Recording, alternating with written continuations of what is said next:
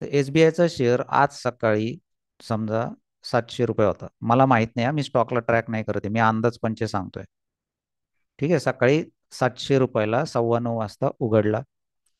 त्यानंतर मार्केटमध्ये थोडस एक पुलबॅक आला, तो 710 पर्यंत गेला. तिथून एक जोरदार सेलिंग सुरू झाली आणि मार्केट आज पडत पडत पडत आला समजा 670 पर्यंत. सो एवढा पडल्यानंतर त्याच्यात थोडीशी खरेदी आली आणि संध्याकाळी बंद होताना तो 680 ला बंद झाला 3:30 वाजता. तर आता हे जे मी तुम्हाला सगळं सांगितलं, ह्या प्राइस, हे काय डेटा पॉइंट आहेत? SBIच्या शेअरचे आज दिवसभरातले डेटा पॉइंट आहेत, बरोबर आहे का? की बाबा सकाळी किती वाजता उघडला, किती रुपयाला उघडला, 700 रुपयाला. तिथून मग सगळ्यात वरती किती रुपयाला गेला, 710 रुपयाला गेला. तिथून आज दिवसभरात सगळ्यात खालची किंमत किती दाखवली त्यांनी, 670. आणि बंद कुठे झाला, 680.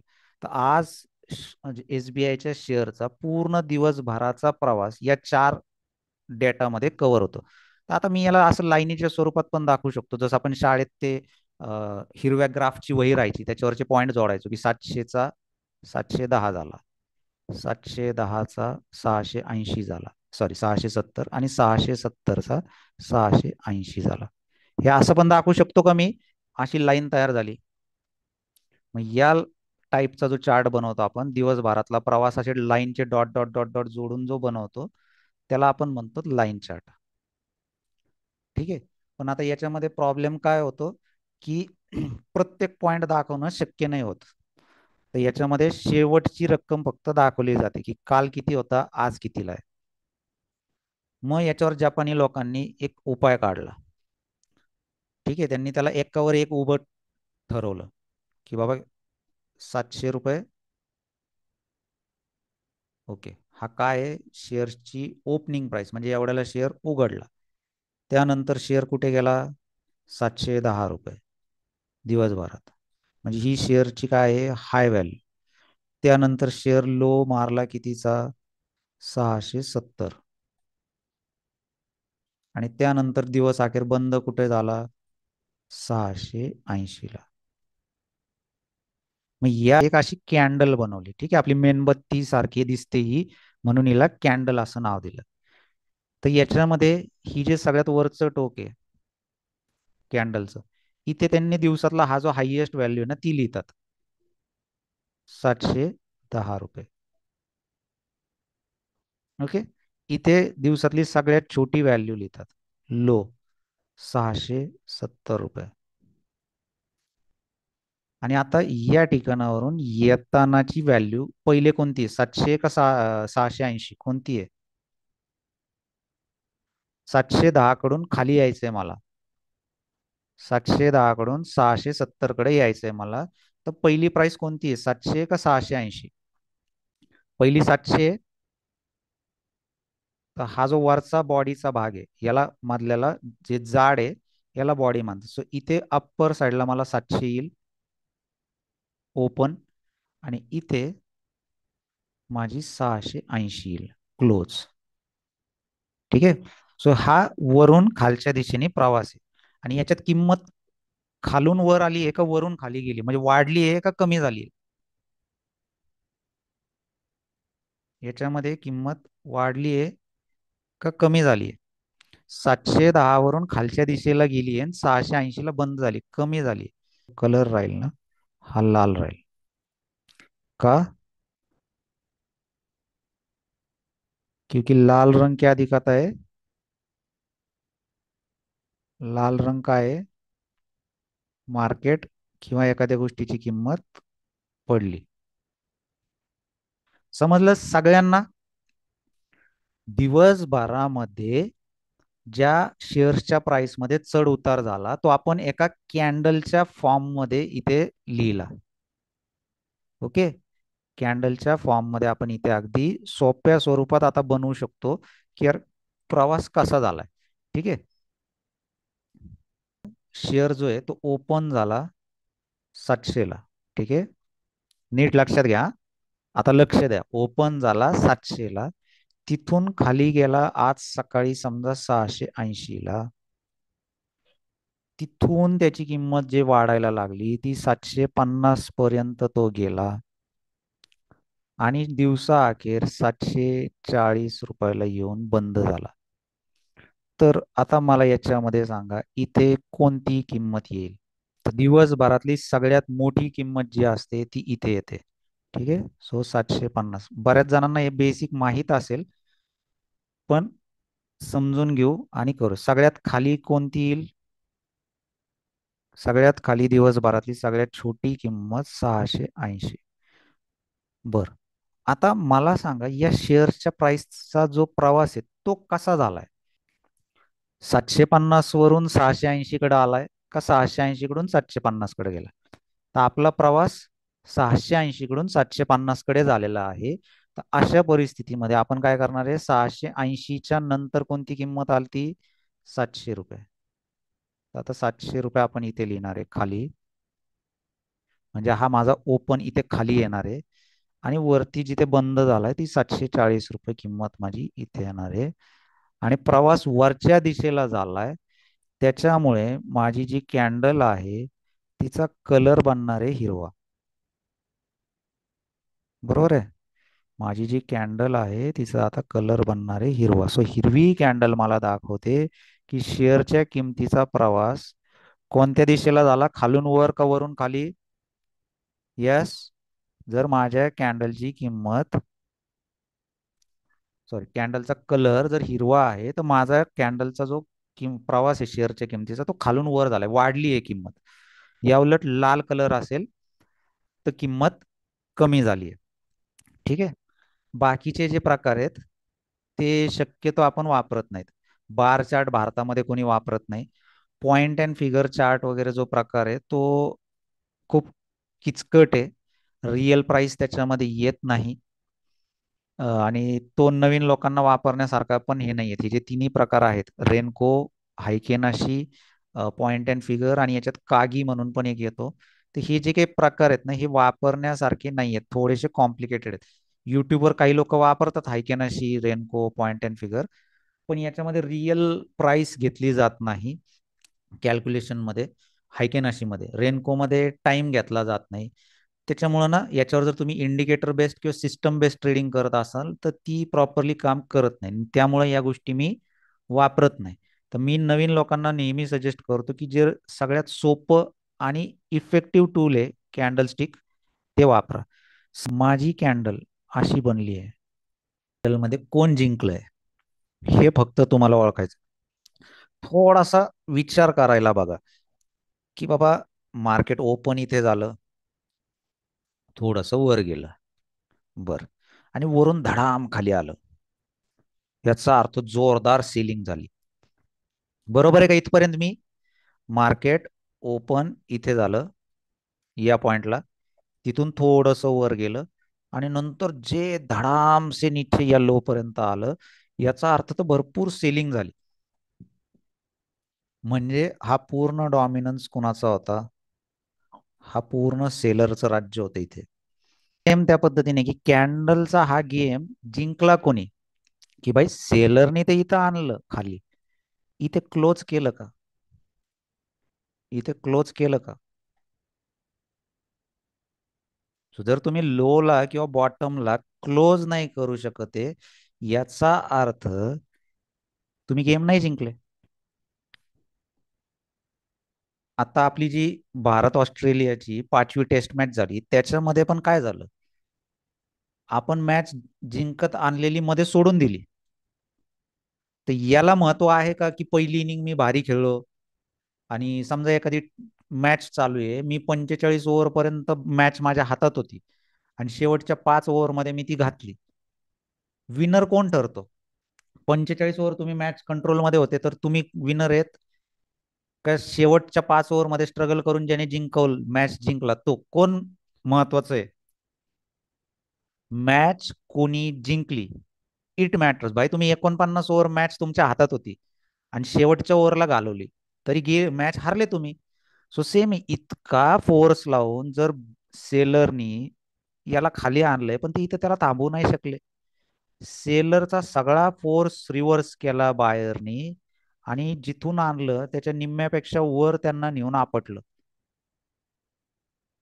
सो यांचा सगळा फोर्स खाऊन घेतला आणि शेवट शेवट शेवट मार्केटने सगळा बायर्सनी डॉमिनेट केला आणि ऑलमोस्ट निम्म्याच्या वर कॅन्डलला नेऊन बंद केलं. तो फायनल ओव्हरमध्ये मॅच जिंकलं कोण, बायर का सेलर? बायर्स जिंकले. ठीक आहे. सो नेहमी तुम्हाला आहे ना कॅन्डलचा जो अभ्यास करायचा आहे तो बाबा ही बायर आणि सेलर मधली फाईट आहे. आणि कॅन्डलला कधी पण 3 भागात डिवाइड करायचं. हा टॉप, हा बॉटम आणि हा मिडल. ठीक आहे. हा टॉप, हा बॉटम आणि हा मिडल, 3 इक्वल भागात डिवाइड करायचं कॅन्डलला. सो कॅन्डलच्या कलरकडे लक्ष द्यायचं नाही, ती क्लोज कुठे होतीये. जर टॉप मध्ये ती येऊन क्लोज झाली किंवा टॉपच्या जवळ क्लोज झाली तर कोण जिंकलेला असतं नेहमी त्या कॅन्डलमध्ये? कलर कोणताही असू द्या, लाल, हिरवा, पिवळा, निळा, काळा, पांढरा, मला त्याच्याशी काही देणं घेणं नाही. जर एखाद्या कॅन्डलचे मी 3 समान हिस्से करतोय आणि त्याच्या टॉपला किंवा त्याच्या जवळपास मी म्हणतो मिडलच्या पण थोडस वरच्या हिस्स्यात, तर बायर्स जिंकले. बॉटम किंवा त्याच्या जवळपास जर कॅन्डल क्लोज होतीये याचा अर्थ सेलर जिंकले. आणि जर इथे मधल्या हिस्स्यात कॅन्डल क्लोज होतीये, इथे मधल्या पार्ट मध्ये क्लोज होतीये, तर ड्रॉ आहे. अजून कोणाचंच फायनल झालं नाहीये, इनडिसिजन. तुम्हाला एकदा जर हे समजलं की कॅन्डलचा अभ्यास कसा करायचा, त्या पॅटर्न पाशी काहीच राहत नाही. मग या पॅटर्नच्या नावात मला नाही जायचं. या पॅटर्नचा विचार करा आणि मला सांगा की नेमकं काय होतं इथं. इनसाइड बार नाव आहे या पॅटर्नचं. चला पॅटर्नचं नावही सांगतो. मला पॅटर्नचं नाव नाही पाहिजे, विचार करायला शिका. तुम्हाला आयुष्यात परत कधीच कोणत्याच पॅटर्नचं नाव लक्षात ठेवावं लागणार नाही. की बाबा इथून एक सेलिंग सुरू झाली, ठीक आहे, इथून एक सेलिंग सुरू झाली, ठीक आहे. आता जर सेलर्सला कंटिन्यू राहायचं होतं तर नेक्स्ट कॅन्डल याच्या खाली बनायला पाहिजे होती का या लोच्या? यस, विचार करा की या कॅन्डल मध्ये ही जी मोठी कॅन्डल आहे, या मोठ्या कॅन्डल मध्ये पूर्ण सेलर्स डॉमिनंट आहेत, सेलर जिंकलेत. आता माझी सेलिंग जर कंटिन्यू राहायची आहे तर नेक्स्ट कॅन्डल लगेच या लोच्या खाली बनायला पाहिजे होती किंवा त्याच्या खाली क्लोज व्हायला पाहिजे होती. पण या लोच्या पण खाली न जाता ती ओपनच इथे झाली, ओपन इथे झाली आणि वर जाऊन क्लोज झाली. थोडासा खाली येण्याचा प्रयत्न केला पण ती वर जाऊन क्लोज झाली. पण ती वर पण सेलर्सला क्रॉस नाही करू शकली. म्हणजेच इथे काय होऊ राहिले, ही जी कॅन्डल आहे या कॅन्डल मध्ये कोण जिंकलं किंवा काय नेमकं हे बनतंय, विचार करा. इथे ना नो डिसिजन बनू राहिले. मार्केट ना खाली जाऊ राहिले कारण त्याला सेलर्सला डॉमिनेट, बायर्सला तोडून खाली जाता येईना, मार्केटला वर पण जाता येईना सेलर्सला हे करून. याचा अर्थ मार्केट इथे अटकलंय. ठीक आहे. जो इनसाइड बार म्हणतात हा काय असतो, इनडिसिजन पॅटर्न येतो. इनसाइड बार दाखवतो काय की इनडिसिजन आहे.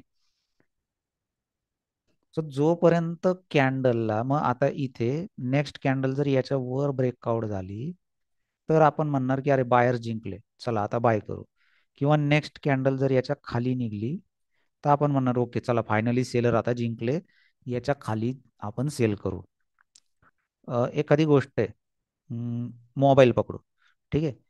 आत्ता एक मोबाईल होता आणि त्याची ॲमेझॉनवर ऑफर चालू होती.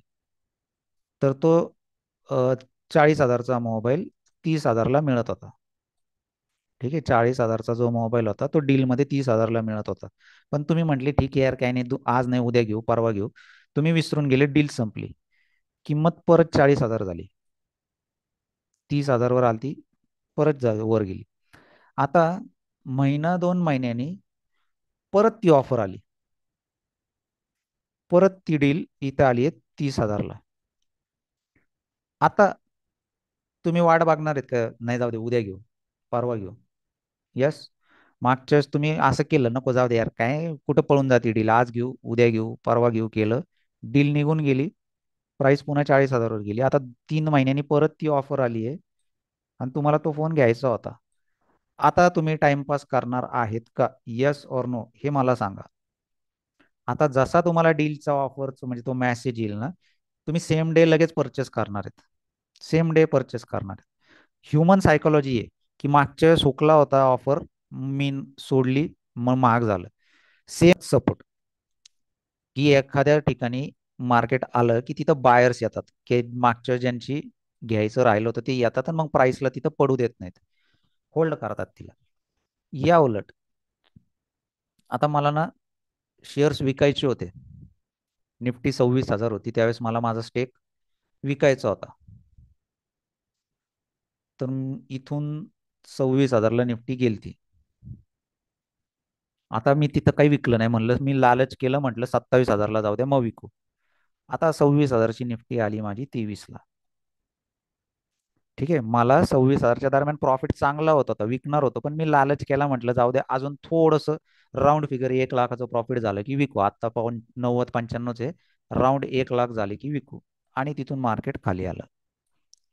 आता पुन्हा महिना, 2 महिने, 3 महिने, 6 महिने, व्हॉट एव्हर किती टाइम घेईल मला नाही माहिती, पण या टायमाने परत 26,000ला निफ्टी आली आणि मला पुन्हा 90-95 हजार प्रॉफिट दिसतंय. आता मी वाट बघेल का की राऊंड फिगर 1 लाख होऊ देऊ? काय करेल मी? मा ते जे म्हणतात ना, एकदा पोळलं की मग माणूस ताक पण फुकून फुकून पितं, दुधाने पोळलं की ताक पण फुकून पितं. मागच्या वेळेस मग मला 90-95 हजार होत होता, मी 1 लाखासाठी 5,000, 10,000 राऊंड फिगरसाठी वाट बघितली, लालच केलं आणि तिथून मला माहिती आहे की मी कॉस्ट टू कॉस्ट आलो होतो. हं, माझी एकदम हालत टाईट झाली होती. आता तिथून 5-6 महिन्यांनी का होईना मला आता पुन्हा मार्केट लाख रुपयाच्या जवळ देऊ राहिलं, तर देत आहे ते घे ना बाबा. म्हणजेच ज्या ठिकाणी मागच्या वेळेस मला विकायचं राहिलं होतं, इथे आलं, त्याच्यात जवळ आलं ना, तरी मी लगेच विकायला बघणार आहे. सो ह्या लेवल्स जिथे मागच्या वेळेस लोकांना विकायचं राहून गेलं होतं, तिथे आलं की ते विकायला सुरू करतात, त्यांना म्हणतात रेजिस्टन्स. सो शक्यतो सपोर्टला आलं की मार्केटमध्ये कोण येतं? बायर्स येतात. ठीक आहे. आणि मार्केट रेजिस्टन्सला आलं की कोण येतं तिथे? सेलर्स येतात. ठीक आहे. मग आता मला एखादी गोष्ट विकत घ्यायची आहे, तर मी कुठे घेतली पाहिजे? विचार करा आणि सांगा. मला एखादी गोष्ट विकत घ्यायची, तर मी सपोर्टच्या जवळ घेतली पाहिजे का रेजिस्टन्सच्या जवळ घेतली पाहिजे? विकत घ्यायची आहे आणि तिला पुढे महागात विकायची आहे, तर ऑलवेज सपोर्टच्या जवळ मी घेतली पाहिजे. सो नेहमी प्रेफरेबल काय असतं? सपोर्ट जवळ बाय करणे. सेम मला एखादी गोष्ट विकायची आहे, बस झाला, आता प्रॉफिट ठीकठाक आहे, लालच नाही करायचं, विकायची, तर ती आपण कुठे विकणार? रेजिस्टन्सच्या जवळ विकणार. का? तर मला माहिती आहे इथून सेलर आहेत, बरेचसे माझ्यासारखा विचार करणारे लोक आहेत की जे याला खाली ढकलतील. ठीक आहे. सो बाय करताना नेहमी प्रेफरन्स आपण कोणाला देतो? सपोर्टला. सेल करताना आपण प्रेफरन्स देतो रेजिस्टन्सला.